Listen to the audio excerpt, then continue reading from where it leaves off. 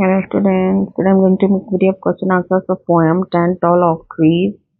In my previous video I've explained all the poem line by line in Hindi, and this video I'm going to explain question and answers. So let's start with question number 1, which is MCQ.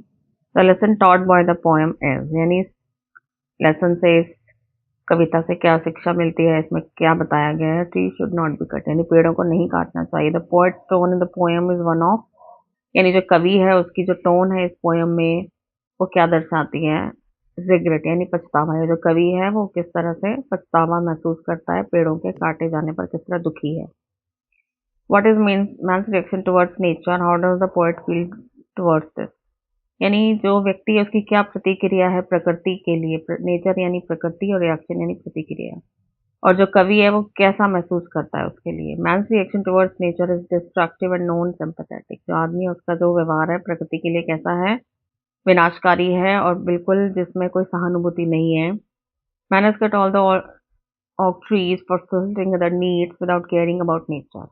जो आदमी उसने सारे oak trees को काट दिया है अपनी और ज़रूरतों को पूरा करने के लिए, उसे प्रकृति की कोई परवाह नहीं की. तो पोएट फील सिंपैथी, जो कवि है वो एक तरह से सहानुभूति महसूस करता है, सिंपैथी यानी सहानुभूति.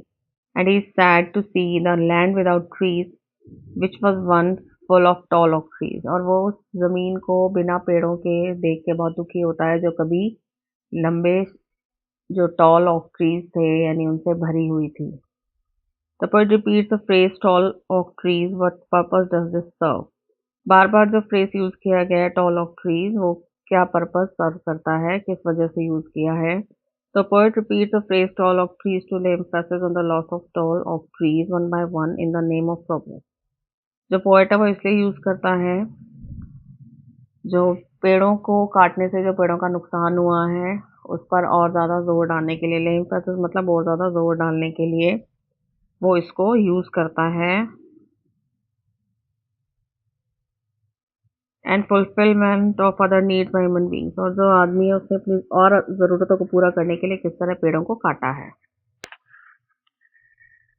There's the reasons man cut trees. इसमें रीजन बताने की क्यों पेड़ों को काटा गया है. Man has cut trees for various reasons, बहुत से कारणों की वजह से पेड़ों को काटा गया है. लाइक फॉर मेकिंग वारशिप, यानी जो वारशिप्स है युद्धपोत विमान, उनको युद्ध जो लकड़ी के जहाज जो बनाए जाते थे युद्ध करने के लिए, उसके लिए उनको काटा गया. Reason like for making warship, for firewood यानी जलाने के काम में लाने के लिए, ईंधन के लिए. फॉर मेकिंग बैरल्स, बैरल्स होते हैं एक तरह के कंटेनर जिनमें ऑयल या और चीज़ों को स्टोर करके रखा जाता है, वो बनाने के लिए. To make gangway and making buildings and other tall of trees were cut in the name of progress, यानी रास्ता बनाने के लिए, बिल्डिंग्स बनाने के लिए, फ्लोर्स बनाने के लिए जिन्हें बाद में बिल्डर्स बेच देते हैं.